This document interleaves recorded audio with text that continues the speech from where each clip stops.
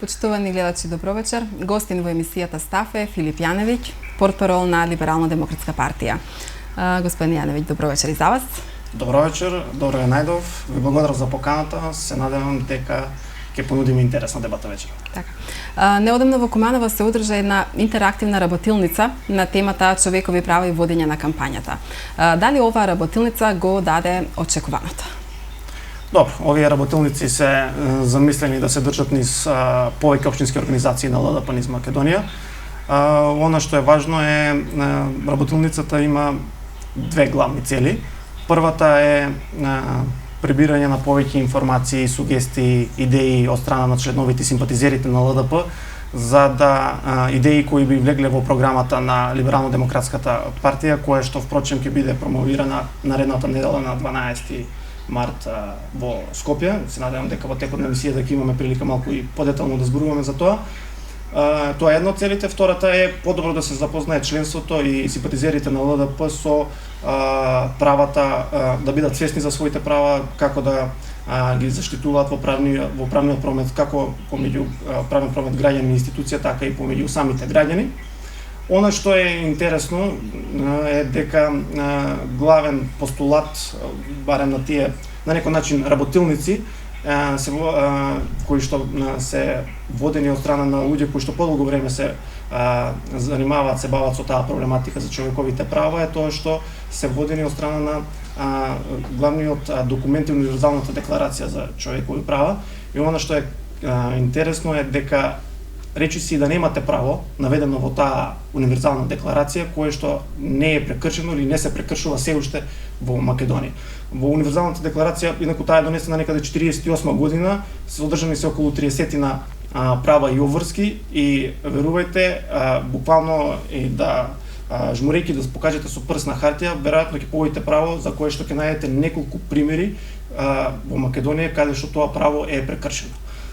За жал, иако донесена 48 денеска во 21 век, речиси да нема право кое што не е прекршено во Македонија. Дали е тоа право на слобода на движење, право на слободна мисла, право на слободно здружување на граѓаните и така натаму, значи буквално немате право кое што не е прекршено денеска во Македонија.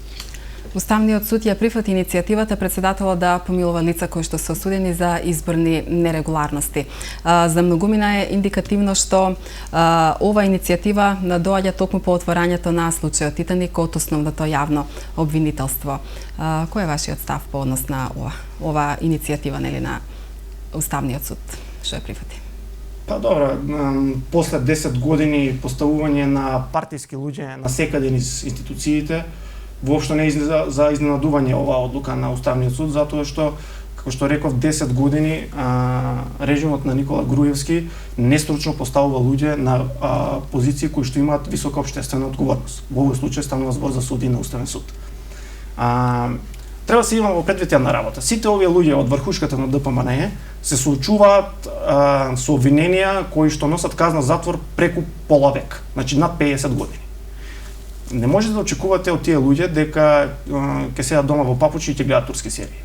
Напротив, ова е тоа што го очекувавме сите, односно обструкции на секое поле, како во Уставниот суд сега, така и низ примерот на специјалното јавно обвинителство.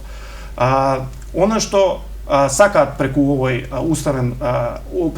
одлука на Уставниот суд да направат е да си дадат влезна врата председателот да може во некој нареден период да ги помилува. Значи се даваат излезна врата на некој начин. Меѓутоа, има една интересна работа тука во врска со оваа одлука на Уставниот суд, која што некако се провлекува во втор план овие денови. А тоа е следното. Внимавајте. Изминативе 10 години ВМРО ДПМНЕ не удави сите нас со промовирање на реклами за отвори го срцето, биди пример за своето дете, имаше кампања за трето дете, промовирање на семејни вредности, дури имаше иницијатива за вклучување на бракот како маж и жена да се стави во уставот, иако тоа веќе е законски регулирано и е затворено прашање.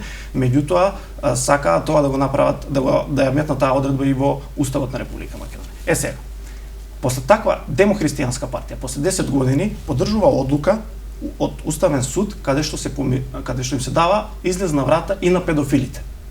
Значи демохристијанска партија со промовирање или сака да се промовира како заштитник на семејните вредности, денеска им дава излезна врата на сторителите на вакви кривични дела. Тоа е само доказ дека тука немате ни лево ни десно во однос на политичкиот спектар во Македонија. Значи имате борба на една криминална и корумпирана врхушка која пробува на секој начин да се спаси од она што неминовно следува. А тоа е обвиненија за тешки кривични дела, одговарање за истите и на крај конфискување на имот и враќање на парите назад во Македонија. Јас до некаде и ја разбирам изјавата на премиерот во смисла дека мојот став во врска со оваа одлука искако во 2009, затоа што неговите изјави отприлика толку имаат рок на траење, 10 дена. Да кажеше сега некоја своја нова изјава, најверојатно за 10 дена ќе се покажеше сосема обратно тоа. Само да потсетам, странски служби беа на почеток, денеска они не ги спомнуваат, па ќе нема избори, па има сега денеска предвремени избори, техничка влада не прифаќа. Имаме денеска техничка влада, може техничка влада, ама без ДПМН е во неја. Денеска имаме техничка влада со ДПМН е внатре. Не се повлекува од премиерското место, нели тоа е кукавички чин, денеска Груевски не е премиер. Така да и ова изјава, во односно да се повикаме на изјава, негова изјава од 2009 година е во таа насока. И денеска продолжува најверојатно и последната лага, а тоа е дека ќе победат на наредните избори.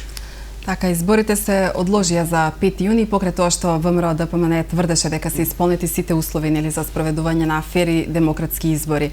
Сметате ли дека до тогаш, до 5 јуни, ќе има можност да се прочисти избирачкиот список и да се регулира законот за медиумите? Зависи од повеќе чинители. Меѓутоа начнавте две многу значајни работи: избирачки список и закон за медиуми. Ајде да почнеме од законот за медиуми. Мој личен став е дека погрешно е денеска, барем со такво име да го нарекуваме, закон за медиуми. Закон за медиуми можевме да правиме таква дебата во некаде 2008-2009 година. Денеска, она што всушност може да правиме дебата е како да го ставиме Центарот за комуникации на ДПМН под контрола. Има тука еден мал парадокс. Како што имате Министерство за внатрешни работи, за финанси, за труд и социјала и така натаму, имате уште едно невидливо министерство, а тоа е Министерството за пропаганда и Министерството за медиуми, да го наречеме. И сега тоа нема некоја физички објект, зграда со табла на која што пишува Министерство за медиуми. Меѓутоа, иако е невидливо, е најмногу присутно во животот на граѓаните, односно најмногу се чувствува. Вклучете го ТВ приемникот, исти вести, буквално со исти реченици, препишани до последен збор, се имитуваат на неколку национални телевизии со национална концесија. Значи, за закон за медиуми денеска веќе не можеме да правиме муабет, она што можеме да правиме муабет е како да го под каква таква контрола да се стави Центарот за комуникации на ДПМН. И тоа е целта на опозицијата. Како што опозицијата влезе со заменици министри во одредени министерства, како со министри во МВР и труд и социјала, исто така треба да влезе и во тоа министерство кое што, како што реков, иако физички како зграда не постои, меѓутоа најмногу е присутно во меѓу граѓаните, најмногу се чувствува.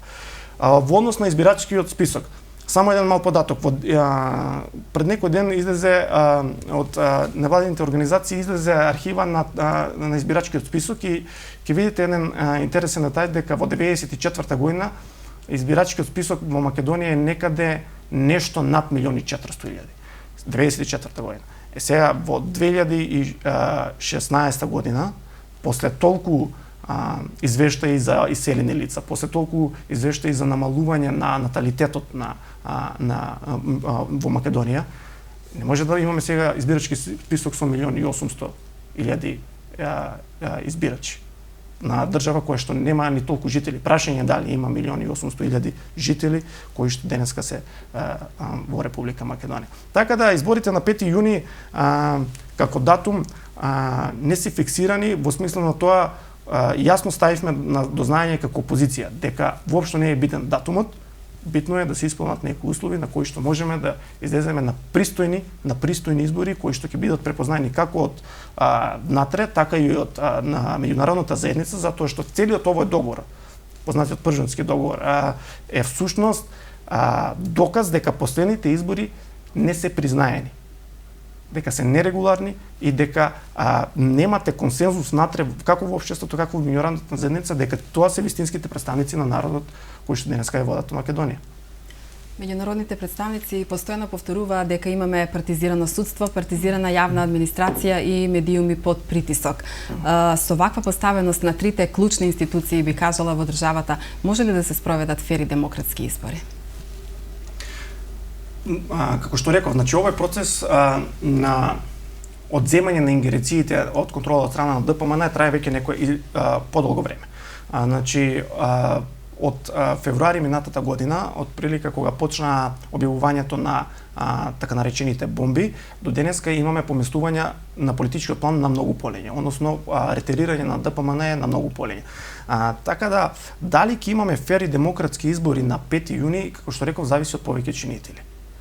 Добро е што барем мене ми се чини дека во одредени области почнува цивилна контрола на тоа што досега го немавме.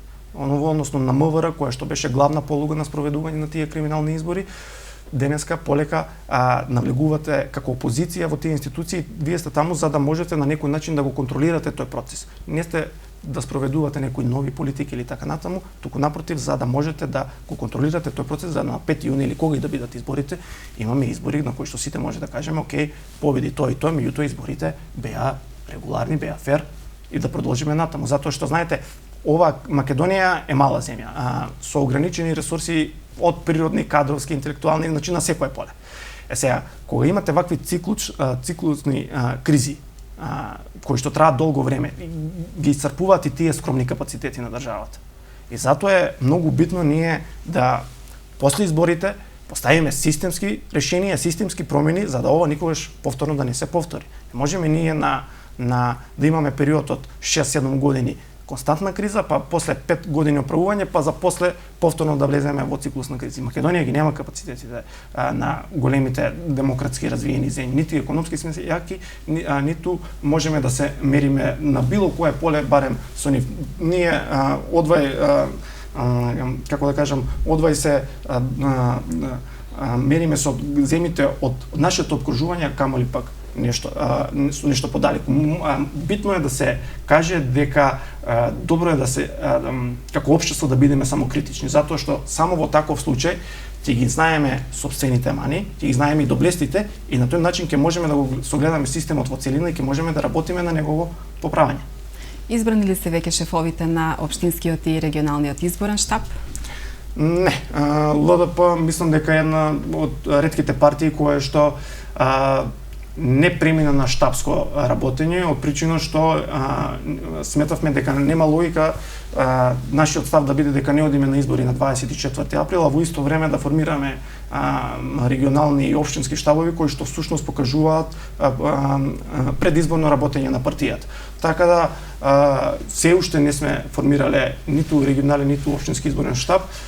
Кога ќе бидат кога како партија ќе процениме дека ќе бидат исполнети условите за избори, тоа е техничка одлука која што се носи и преминуваме на таков начин на работење. Инаку ЛДП функционира, мислам, во тој дел и ништо не заостанува затоа што имаме постојани соопштенија, пресконференции, средби со граѓани, работилници и така натаму, значи сепак во тоа предизборно темпо се наметнува на некој начин и без формирање на регионални или општински штабови.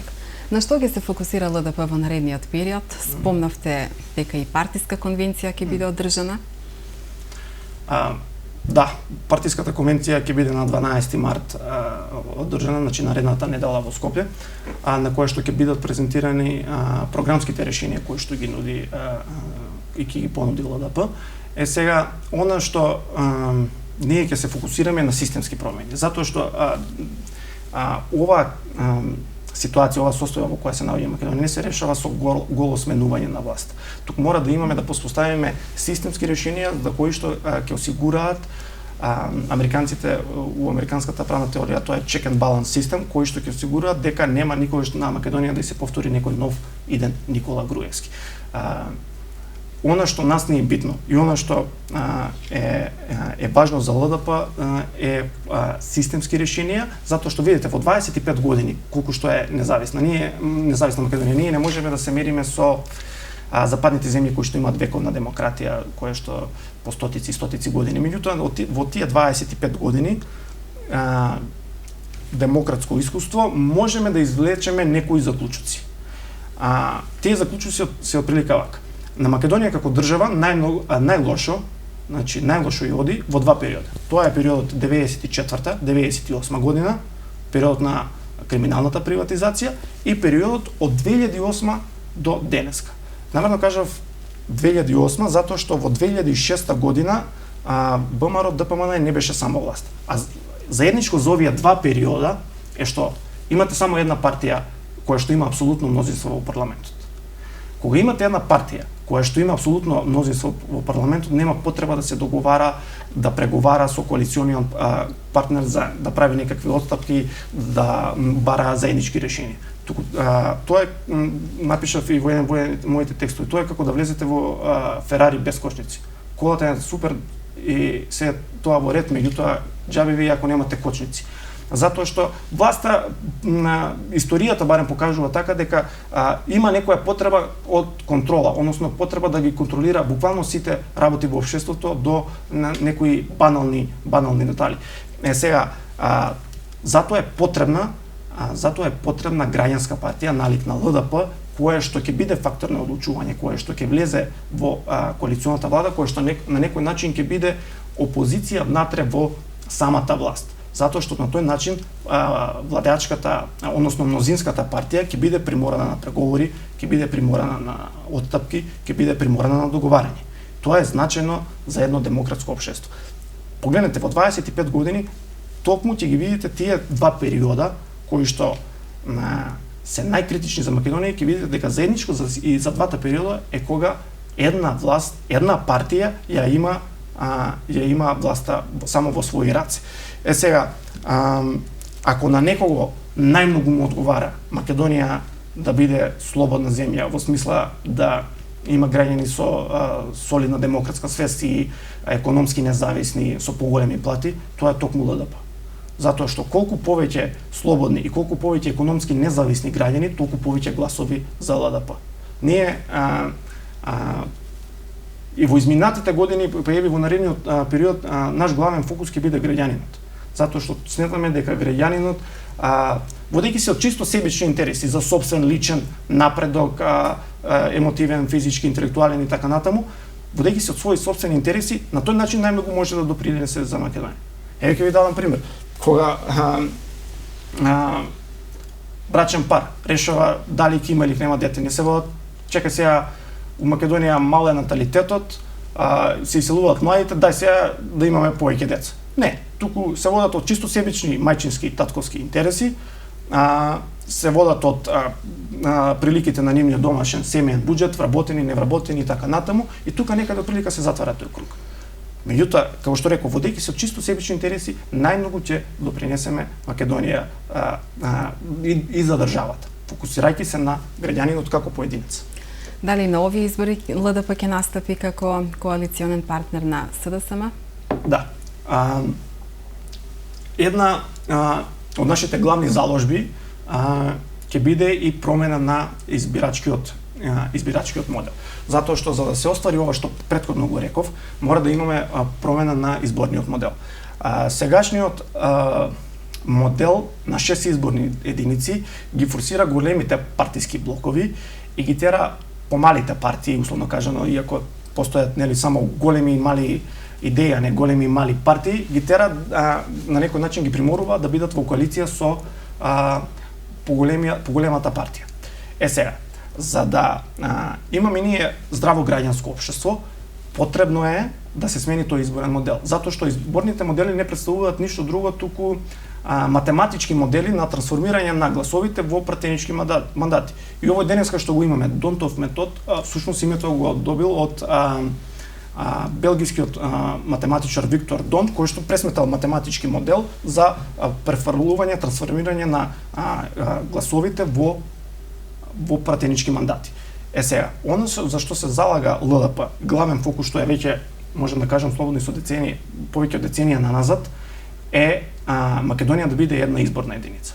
На тој начин и граѓанските партии како ЛДП ќе имаат можност да не влегуваат во коалиции, да излезат пред граѓаните, самостојно, не форсирајќи ја собствена програма, форсирајќи собствени кадровски потенцијали, собствени решенија на проблемите и така натаму и така натаму.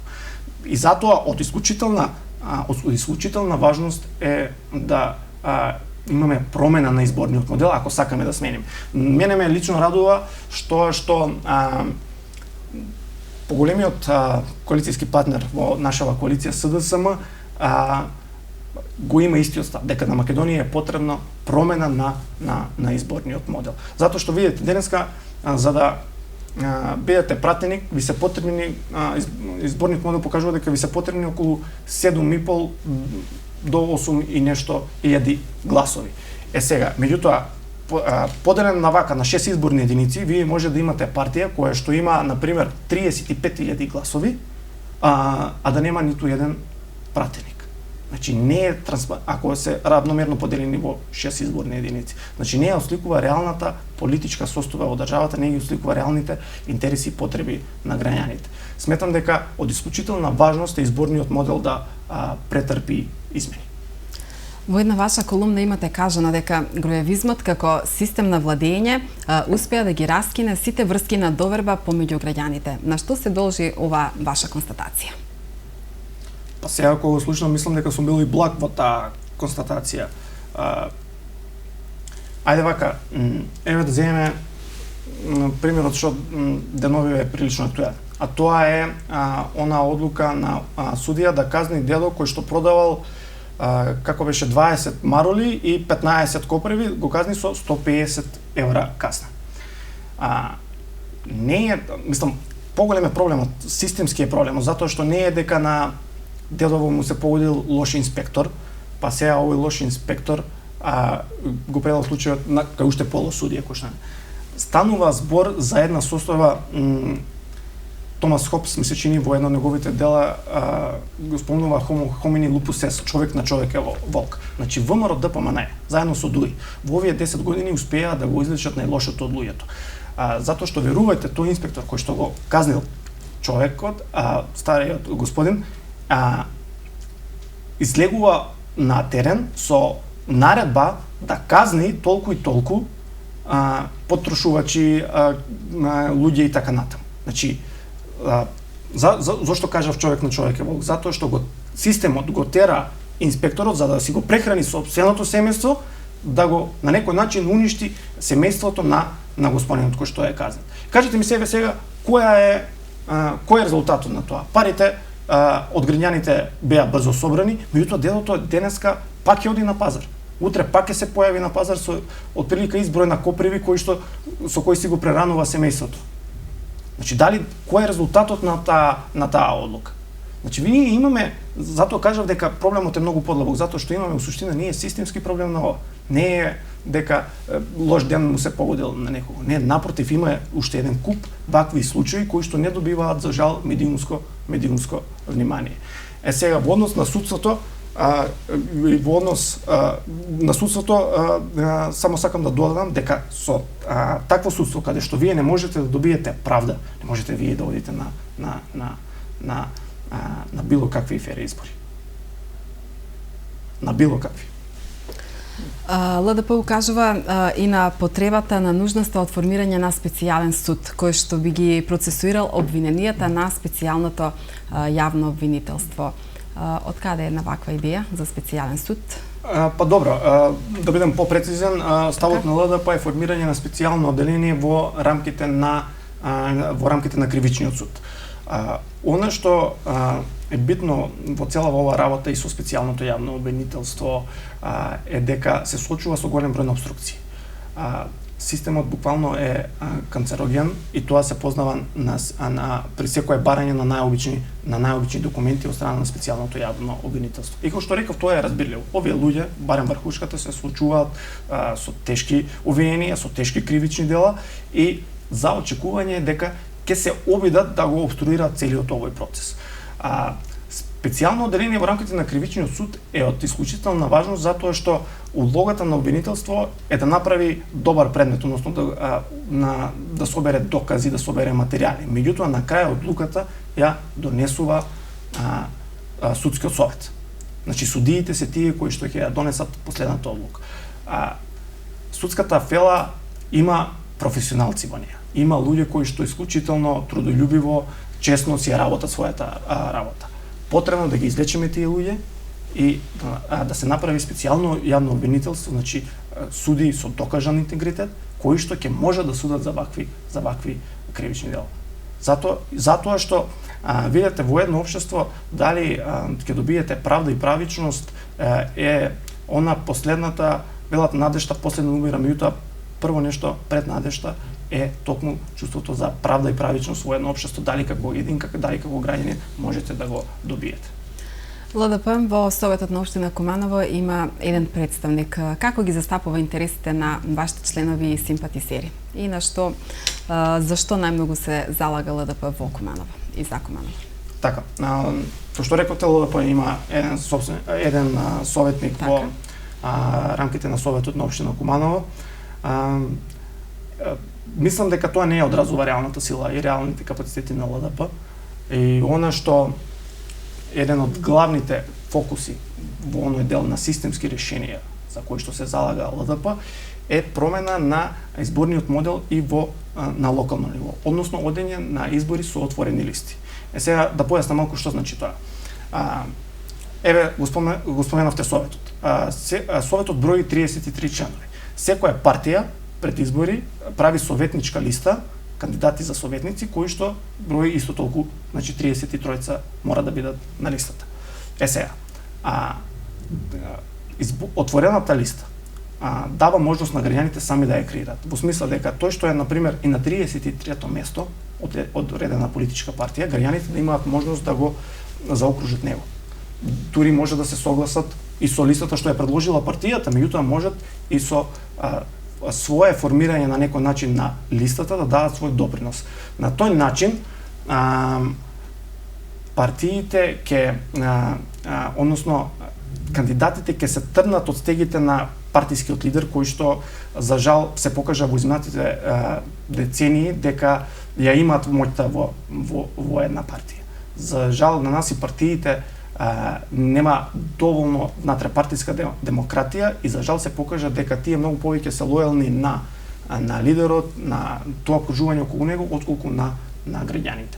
Отворената листа ќе овозможи тие советници кои што ќе бидат изберени да одговараат пред самите граѓани, затоа што тие го заокружиле токму нивното име. Без разлика на кое место тие се нашле на листата, кој што реков, може да биде 33-то, да биде прв избор на граѓаните. Исто така оној на 25-то да биде второ и така натаму и така натаму. Значи граѓаните сами ја креираат листата. И од исклучителна важност е да имаме отворени листи, затоа што на локално ниво тие најмногу може да се почувствуваат. Помали се средините тука, се познаваат луѓето, си ги познаваат политичките ставови. Мислам дека на локално ниво е добар момент на наредните или на следните наредни локални избори да се отиде со ваков модел. Како ја оценувате работата на Советот на општината? Донесуваат ли советниците квалитетни одлуки? И можеме да го споменеме и телевизискиот пренос во живо на седниците на Советот. Така е, мислам дека телевизискиот пренос од страна на вашата телевизија е една поубава вест во Куманово, барем во демократски процес, затоа што видите, многу е битно. Ја верувам дека многу повеќе наши сограѓани ќе вклучат да гледаат дебата на Советот на општина Куманово, отколку во парламент, затоа што од дебатата во Советот ќе им зависи во тоа смисла дали ќе им се асфалтира улицата, дали ќе им изникне некоја можеби нова зграда пред нивниот двор. Повеќе ќе бидат заинтересирани за телевизискиот пренос. Добро е, телевизискиот пренос е добра работа во уште еден сегмент, а тоа е што конечно граѓаните ќе имат можност да ги видат тие советници. Јас сум сигурен дека денеска да направите анкета на плоштадот во Куманово, ќе имате проблем граѓаните да ви набројат со име и презиме повеќе од 5-6 советници. и да ги прашате по што се тие познати, кои се нивните, по која изјава, по која колумна, по кои политички ставови и така натаму. Затоа што мислам дека пренесувањето на седниците на Совет допринесе ова тело прилично да се затвори во својата структура и во своето действување. Сметам дека сега и самите седници ќе бидат подинамични, со желба советниците да ги доближат своите ставови на граѓаните.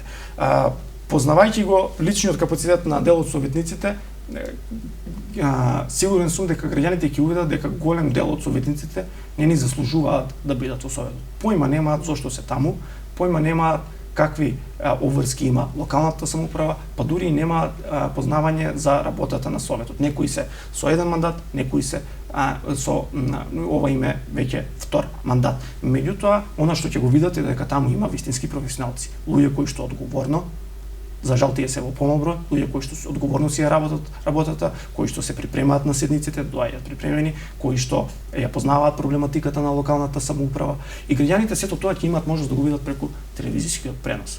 Во однос дали донесува квалитетни на прашањето квалитетни или неквалитетни одлуки, знаете како Советот може да донеси многу најубава програма и најквалитетна програма, не знам, за разум, меѓутоа ако немате пари да го спроведете тоа, тогаш имате навистина голем проблем, затоа што тоа програма ќе остане во некоја филка и граѓаните нема да видат никаков бенефит од тоа. Сега, ги споменав парите затоа што како ЛДП во програмските решенија, во програмските дел имаме навистина големо внимание посветено токму на овој дел, во однос на финансирање на локалната самоуправа. Денеска, за жал, фискалната децентрализација во Македонија не функционира. Ќе ви дадам пример. Само 4,5% од ДДВ-то се враќа во касата на општинскиот буџет. Што значи тоа? Да отидете во било која продавница, супермаркет на територија на општина Куманово, доколку вие како граѓани направите сметка на која ДДВ-то вие 100 денари, од тие 100 денари 4,5 денари одат во општинската каса, а останатите 95,5 денари одат во буџетот на Република Македонија. Сега, заложбата на ЛДП е тој процент да се зголеми, затоа што не можете вие со толку малку пари да спроведувате проекти кои што ќе имаат капитално значење за градот. Исто така и со персоналниот данок на доход. Денеска тој излегува само 3%. Сега заложбата на ЛДП не е тој да биде 6, 9 или 12. Не, напротив, тоа е да биде 50%, затоа што персоналниот данок на доход е данок на доход од вработени лица. Сега тие вработени лица секојдневно ја користат инфраструктурата на градот, во овој случај во Куманово. Одат на работа, го користат нивниот автомобил тука, завршуваат правни работи во текот на работното време, користејќи ја исто така инфраструктурата на градот и само 3% од тие пари се враќаат во општинскиот буџет. Замислете колку пари, колку нови средства ќе се добие ако од тие пари 50% одат во републичкиот заеднички буџет, додека 50% одат во општинскиот буџет, затоа што зборуваме за оние граѓани кои што се работно место им е пријавено на територија на општина Куманово. Според вас, зошто нема соработка помеѓу централната и локалната власт? Сведоци сме нели дека локалната власт нон-стоп постојано вели дека нели Куманово како општина се селектира од страна на централната власт. Па тоа е затоа што имаме политичка култура својствена на 19 век. Затоа што денеска Куманово е казнето затоа што размислува поинаку од Никола Груевски. И тоа можеме сите да го видиме, тоа се чувствува по улиците на Куманово, тоа ќе го видите по базенот кој што се веќе неколку години никако да биде довршен. Тоа ќе го почувствувате вие ако живеете во Куманово, секој граѓанин на Куманово го знае тоа. Така. Невработеноста е огромна во Куманово. Младите стручни кадри постојано се иселуваат, тоа е факт. Како би можело да се спречи оваа појава според вас, според некој ваше размислување? Вака сега, пред мене имам документ кој што е од програмската конвенција на програмата што треба да биде презентирана на 12 март 12 март во Скопје. И во него има еден интересен податок, кој што нашите анализи го покажуваат. А тоа е дека најголем дел од вработувањата во приватниот сектор се реализираат во малите бизниси и тоа над 80%. Сега вака. Според податоците на Државниот завод за статистика, 86% од македонските компании имаат од 1 до 9 работени, додека пак само 2% од компаниите имаат повеќе од 50 работени. И тука, отприлика, во тие рамки ќе се движи мојот одговор. ЛДП ќе се залага за развивање на овие предпријатија затоа што статистиката покажува дека најголемиот дел од приватниот сектор влегува токму во овие предпријатија кои што имаат од 1 до 9 вработени. Сега, не можете вие како држава која што само 50 каде што само над 50 вработени има само 2% од стопанството да се фокусирате на таму. Еве погледнете го. Пред некој ден излезе извештајот за бројот, односно висината на странските инвестиции за минатата година. Тоа е 157 милиони евра. Внимавајте, 157 милиони евра, најверојатно ќе завршиме најниско на последното место во регионот, камали за во Европа. Сега, од тие 157 милиони евра, Народна банка на Република Македонија ќе гради зграда која што ќе чини 37 милиони евра. Значи, апсолутно никакви економски логики во владењето на ДПМНЕ. Само имате индици каде што покажуваат дека може перење на пари кои што имаат високи корумптивни елементи. Да градите вие зграда која што ќе чини 37 милиони евра во период кога имате странски инвестиции на рекордно ниско ниво, нема друго објаснување, нема никаква друга логика. Сега само уште еден податок е тука отприлика ќе завршам. Бројот на граѓани со блокирани сметки на крајот на 2015 година изнесува 77.000 граѓани. Во 2008 знаете кој е бројот? 1600 граѓани со блокирани сметки. Значи 1600 во 2008, 77.000 крајот на 2015 година. Во однос на прашањето за иселувањето, тука е прилика и одговорот, затоа што не можете вие да се фокусирате на големите компании кои што даваат плати по 11, 12, 15.000 денари и да очекувате младите да се да останат во Македонија. Немаат мотивација. Денеска и со на програмите на Европската унија, посебно Erasmus Plus програмата каде што имате и можности за студирање надвор, многу полесни се патеките да си заминете надвор на Македонија и да си заминете тоа како квалификуван кадар кој што таму ќе си го најде, односно во Европската унија ќе си го најде некаде сопственото место. Што треба да се превземе за да се подобри квалитетот на живеењето на младите, но еве овде нели во Куманово, за да не се иселуваат? Што би можело да се смени и би можело ли да се смени? Па, ја мислам дека би можело во смисла на тоа да се подобри политичката култура, затоа што, како што напоменав, не можете вие цел еден град да казните затоа што размислува поинаку од вас.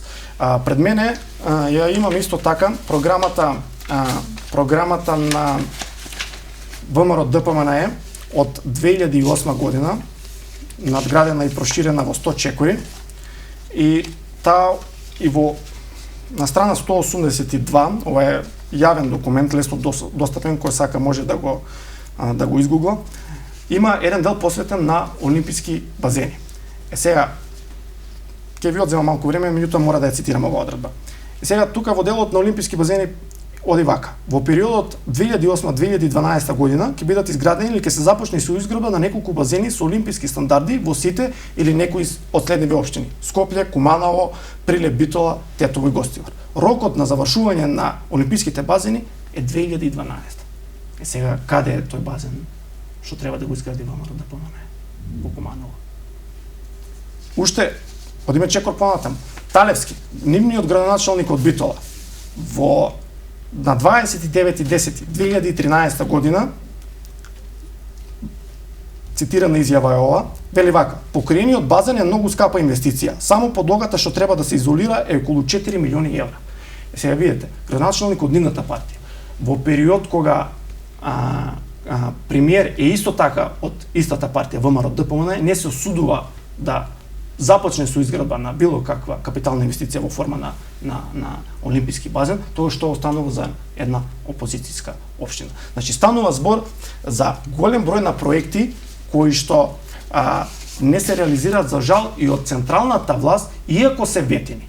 Меѓутоа затоа што имате власт која што е фокусирана на лично богатење, на криминално владење, на корумпирање со цел што подолго задржување на власт. И затоа има еден куп проекти, пред мене го имам документот дека Куманово ќе добие студии по информатика и геодезија. И тоа требаше да бидат во пионерскиот дом, кој што исто така е под надлежност на државата. Сега во последните денови излезе, фала Богу, дека тој објект најверојатно ќе се пренамени за детска градинка. Значи има еден куп на проекти кои што не се реализирани од страна на централната власт, кои што Куманово буквално е казнето заради својата политичка определба на опција различна од она на ВМРО-ДПМН. Дали во Куманово при вработувањата во јавните предпријатија и во државните институции се зема во предвид образованието, стручноста или пак на прво место е партиска книшка или роднинска врска? Па ја искрено верувам дека, како што споменавте, партиска книшка и роднинска врска не се непознати и локалната самоуправа не е имуна на овие појави. Токму заради тоа дава уште повеќе значење на она што го зборував, дека на нас ни се потребни системски решенија кои што ќе ги решаваат проблемите на подолг рок и ќе воспостават правила на игра кои што ќе бидат прифатливи за сите. Не е поентата денеска во Куманово и Македонија таа коалиција на политички партии да собере се и вработување, напредување во кариера, убав живот или не знам што, само да биде резервирано за членовите или симпатизерите на одредена политичка групација. Ние како држава мора да воспоставиме систем во кој што секој оно што е стручен, секој што оно што е квалификуван за било која област, мора да си го најде местото тука. Како што реков, Македонија нема ниту кадровски, ниту интелектуални ресурси кои што има од огромен и непресушен капацитет. Напротив, на земја со помалку од 2 милиони жители тие можности се ограничени. И токму заради тоа се потребни овие системски решенија. Прво, промени во политичкиот систем и оттргање на политичките партии во смисла на тоа во последниве односно од самостојувањето на Македонија нааму, политичките партии добиваат се поголема и поголема сила. Тие биваат се повеќе и повеќе моќни, а на друга страна ни слабее државата. Затоа денеска имаме силни партии, а слаба држава. И затоа, како ЛДП, како една граѓанска партија во чиј фокус е токму граѓанинот и неговиот личен развој во смисла на водење, негово професионално надоградување, емотивен, интелектуален, физички, на било кое поле сакате, е еден од главните успеси за да допринесете вие да имате здраво општество. Исто така, многу е битно во едно општество да имате критички настроени граѓани. Не можете вие да градите систем каде што ќе имате и клиентелизам, каде што ќе гледате кој повеќе да се додвори на партискиот лидер. Тие даваат резултати на некој пократок период. Меѓутоа на подолг рок ја исцрпуваат енергијата и на државата и на системот во кој живееме. И на крај сите ќе завршиме на едно исто место, а тоа е пропадната држава која што не е способна да спроведе најобични закони, судство без можно да испорача правда и правичност. И тука настанува една состојба која што ја споменав и претходно, човек на човек е волк. Затоа што меѓутоа таа состојба Хоцко ја пишувал за период кога луѓето живееле во племенска заедница, во друштво на собирачи и ловци подоцна и во племенски заедници, која ја немала државата, која што ќе биде таа, која што треба да ја обезбеди правната рамка во однос на смисла на гарантирање на животот, гарантирање на вашето движење и така натаму. Еве пред самиот крај на емисијата да ја спомнеме и мерната станица за квалитетот на воздухот. Конечно и во Куманово профункционира оваа мерна станица. Вие на оваа тема одржавте и пресконференција. Едно поубавите пресконференции затоа што добро е кога имате успех во вашето политичко действување и уште подобро е кога тој успех е мерлив, кога можете да го видите. Мерната станица е мал, но сепак значаен чекор во подигање на општата еколошка свест, како на граѓаните, така и на институциите, од причина што сега конечно ќе имаме резултати како воздух дишеме во Куманово. мерната станица не е за ова или за она партија. Мерната станица е за сите граѓани затоа што сите граѓани дишат ист воздух во Куманово. Не се дели тој.